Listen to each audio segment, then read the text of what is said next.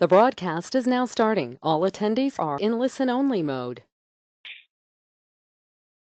Hi, and welcome to episode 27 of Quanzu's ABM POV webcast series.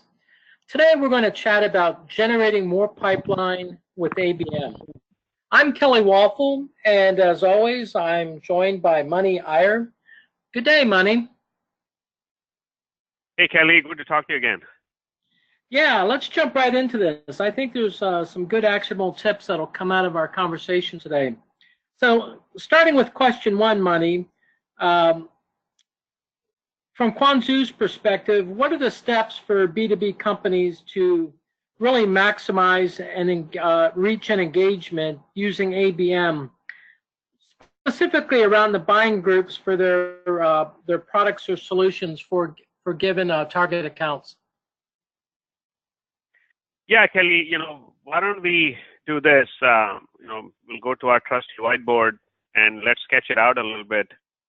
And so let's the perspective of kind of a mid to large enterprise where, as you know, they have multiple products and solutions to worry about. And so let's kind of go down into how they may approach the whole planning, budgeting exercise, mapping out and what are the accounts they want to grow. So I'm going to sketch this here and think of it as the TAM, if you will, total available market, even the multiple TAMs. And this is based on all the different products and solutions that they are.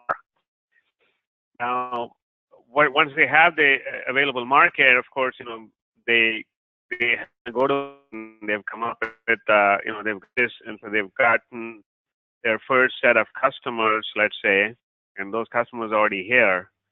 So the interesting question becomes, okay, on the one hand, you have your existing customers around one or more products and solutions. And then, so that's certainly one thing we're seeing is where they start with their existing customers and they come up with a definition or a thesis on their so-called best fit customers that they should go after to continue to build out their business. On the other side, popular strategy these days is, and I'm going to draw like a cloud here, but think of it as there are people out there browsing the web and specific buyers are expressing interest in specific solutions, products, what have you. And that is being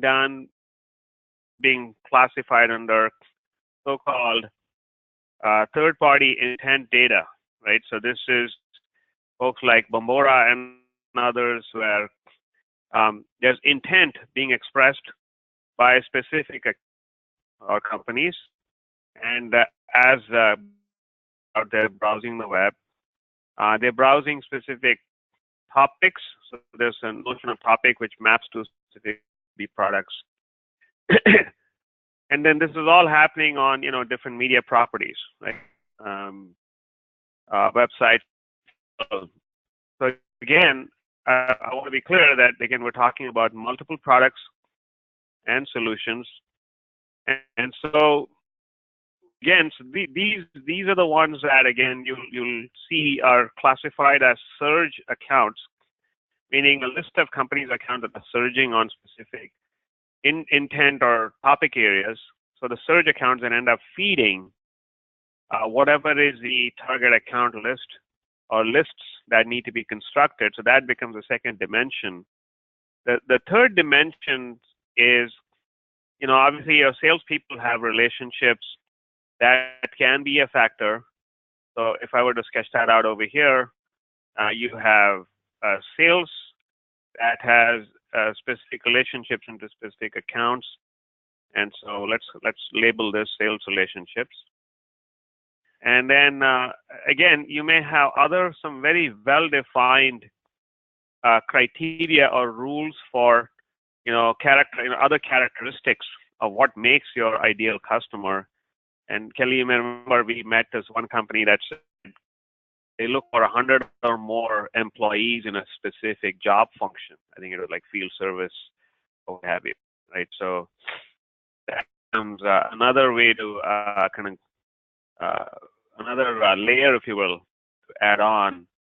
So let's say this is again part of the so-called IC definition, and here you would have factors like, the size of the company may come into play, the industry of the company, the number of employees, as we said, in a specific job function, and then you also have a geo, because from a go-to-market standpoint, you may have a sales organization that's North America, but not ready to take on some other geos, whether it's UK, EU, APAC, LATAM. So the geos become another consideration in choosing specific account lists and so on.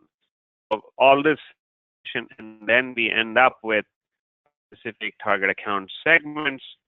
So now all this feeds into what we've seen in the discussions, Kelly, back and forth, kind of hash out and figure out on a quarter-by-quarter basis. Typically, we've seen these lists get refreshed, reset, optimized on a quarterly basis with media plans and media budgets laid out on a quarterly basis.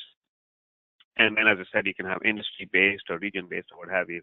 So this might be your NAM segment. This might be your UK software segment, on and on.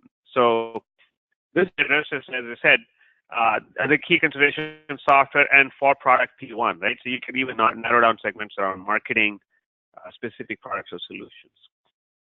So that this hopefully, Kelly, sketches, lays the groundwork for question one in terms of what are the steps for B2B companies to maximize reach and engagement across buying groups, etc. Is really this. And one other dimension, of course, if I were to add here, would be understanding the personas. So think of it as, if I were to put personas here, personas again can change by product, right, or solution.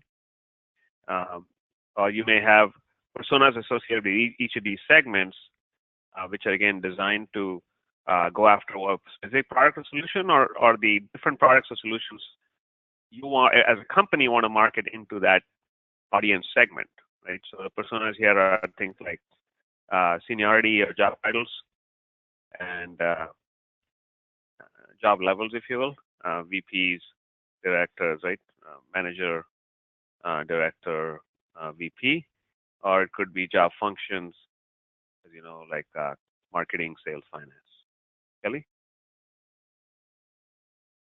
Yeah, just to sum this up, I think there's some good actionable steps here. So in talking to various marketers, I know a lot of them, when they go out and they build their lists and they do their segmentation, they may use this ICP step, or they may use the best fit of their customer step. But a lot of them are not taking advantage of the surge accounts, which you're talking about with the third-party data yet. And really, even though it's talked over and over again, sales and marketing alignment, I think marketing has to do a better job of going back to sales and talking to them about their relationships and where they can get traction. And then I think the overlay stuff that you have in there around geography and job levels and job functions are all considerations or filters that some people may not have thought about. But these are critical steps up front,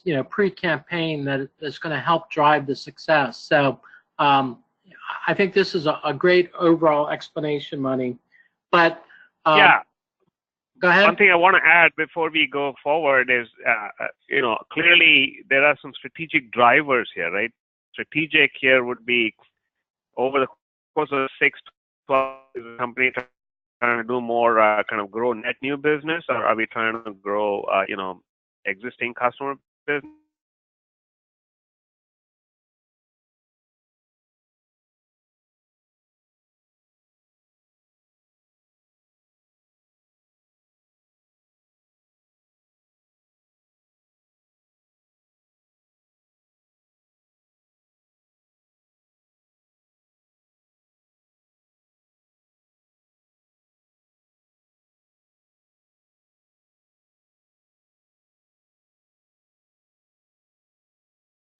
Quote unquote leads that they get or engagements that they get.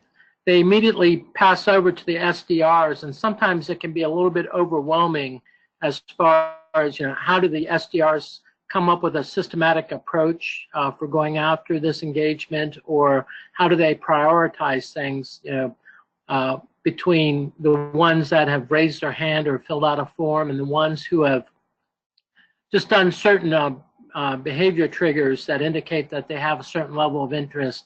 So from your perspective, Money, what are some key steps that it would be important for an SDR or BDR to follow? Yeah, so I think, again, both the technology and data available has changed dramatically, as you know, Kelly, in the last year and a half, right? Year and a half, 2 years.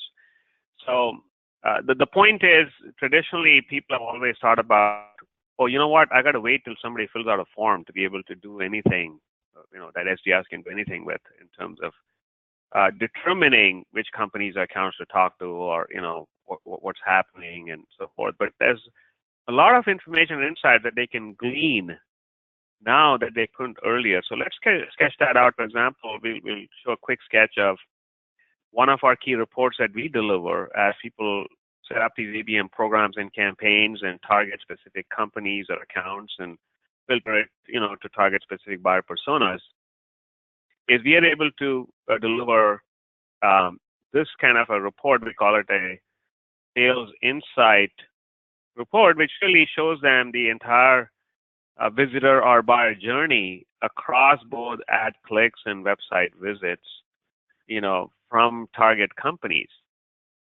So this is an example of a report that could go to one of the NSDRs. So because, again, when we deliver these reports, Kelly, we segmented by the individual SDR, BDR, or sales rep. And so the point here is, so here the key things to note are here, right? So here first you've got the company, you've got the activity, you've got, is it an ad click, a website visit, is it date and time of the activity, the ad message that got them interested, the product or solution associated with that message, and the website pages, again, map to products or solutions. Now, these are anonymous buyers. Obviously, you would complement that with, you could think of it as another tab here that says known buyers, known buyer activity at these same accounts, which you can look at your MAP CRM. You'll have data in your CRM, so you can put the two together. But the idea is this complements, other information that, let's say, the SDR has access to in the CRM. The important points to note here are, one is the idea that here's an account, and then in that account, there are different individuals, or let's say are the buyers who are being targeted with these ABM type ads, and then the engagement that they do reveals what buying group are they part of. So you may have like an overlay kind of a set of personas. So you might, let's say, going after VPs of IT and directors of finance or what have you. So then the interesting thing that happens that gets revealed through this activity information is that a set of buyers all are around product or solution A. There's another set of buyers around product or solution B. For each of the buyers, you have, of course, the persona information, because that's part of your targeting criteria. On top of that, you have the geolocation information. Where are they from? So this one is from Berlin and Germany, London, UK. And so given you have the location, you have the persona, and then you have the company or the account, there's some very interesting things you can do, Kelly, as you know, to start IDing these people and do downstream activity. As an example, now that we've seen this, let me go on and say, okay, what does the SDR do next? So from this, the next step for them would be, and I'm going to go to this visual here, is to take the sales insight report we just looked at. As we said, look at the buyer personas, look at the information around the company and the geolocation where these folks are engaging from, and then the product or solution they're engaging around. And then doing in-house or outsourced tasks to source the exact emails through LinkedIn and different data sources, and then setting off a stream of personalized sales emails to drive appointments and meetings and turning them into opportunities. And now, obviously, if you wanted to drill down and see, okay, what exactly would I do on LinkedIn? What exactly do on Zoom Info? I think we have a couple of examples. So let's put that up real quick. So so here's an example of a visual around what exactly would you do in LinkedIn given the information in the Sales Insight report. Well, you do know the function, you do know the title, you know the company, and you know the geolocation. From that, you can narrow down to a handful of contacts and then quickly figure out who to reach out to. That's a Zoom Info example, LinkedIn example. And similarly, we can look at a Zoom Info example, which I'm going to put up next. So here it is. And then finally, last but not least, so here's Zoom Info example, similar example of you said, okay, the company's Intel, the location's New York, looking for people in finance and specific titles. And then the final thing I want to show is how do you then use the information in the SIR, all the kind of qualitative information about different things going on relative to that account. And here's a perfect example of what to do with that information is to say, hello, so-and-so, my name is such and such from, I'm from this company. We've seen 4 of your colleagues come in and review content around our recurring payment solution.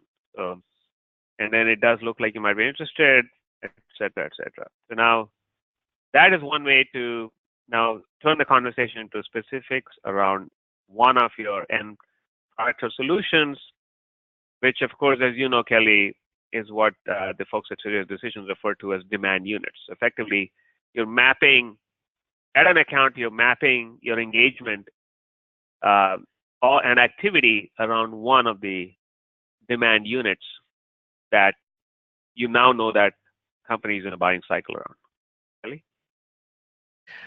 Yeah, so just going back, there are 2 great steps that you've pointed out here, Mani. One is really, they're getting some information on behavior and who the person may be, the prospect, but a lot of times that just gets dumped over to the SDR and they really can't do a lot with it because you may be an enterprise company that has 14, 15, 24 different products, so you don't know where to begin the conversation.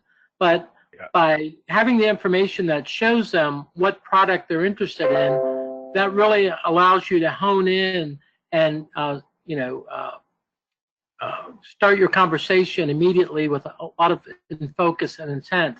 And then the other thing that I would bring up is really around taking this anonymous buyer information and just doing a little bit of extra work, legwork, to make it more actionable for you. There is a little bit of work involved with that, but we're seeing with a lot of our customers that they're able to put anywhere from 25 to 40% more opportunities in their pipeline. So that is certainly worth the extra legwork and the work that goes into the development and research of these accounts. So both of these steps I think are things that a lot of companies are not leveraging or using today. So I think a lot of people listening to this can start putting this into application today. Yeah. There's a lot of very valuable information going beyond the leads and form fills that you get from these accounts. That's for sure.